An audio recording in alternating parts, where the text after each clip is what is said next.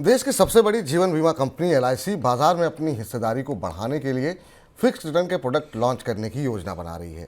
एक निजी समाचार पत्र को दिए इंटरव्यू में एलआईसी के चेयरमैन सिद्धार्थ मोहंती ने बताया कि उनकी कंपनी इस तरह के प्रोडक्ट्स लॉन्च करने की योजना बना रही है जिसके जरिए निवेशकों को सालाना 10% तक का फिक्स्ड रिटर्न दिया जा सके।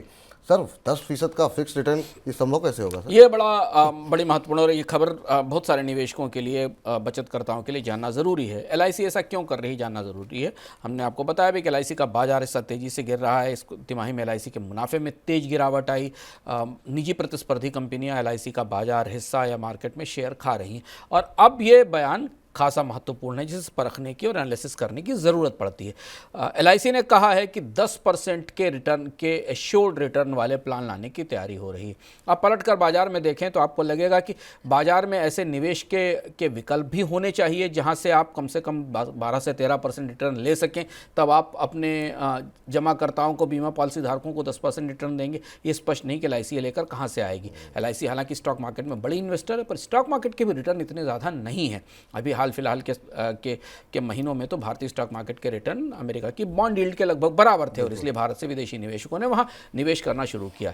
ये जो एश्योर्ड रिटर्न वाला मामला है, ये थोड़ा पेचीदा और उलझता जा रहा है। एक तरफ सेबी या बाकी निवेशक एश्योर्ड रिटर्न की गारंटी देने से मना करते हैं, दूसरी तरफ एलआईसी ये कहती है कि वो 10% का long term assured return commit करेगी। अब दूसरा रास्ता ये हो सकता है कि एलआईसी उन इंस्ट्रूमेंट में पैसा लगाएगी जहां लंबे समय तक ब्याज दरें ऊंची रहने वाली हैं, और अगर ऐसा है तो फिर आप मान के चलिए कि सरकार के बॉन्ड्स में और तमाम जगह ब्याज दरों में तेजी लंबे समय तक रहेगी। तब 7 से 8% की ब्याज दरें लंबे समय तक ऊंची रहेंगी।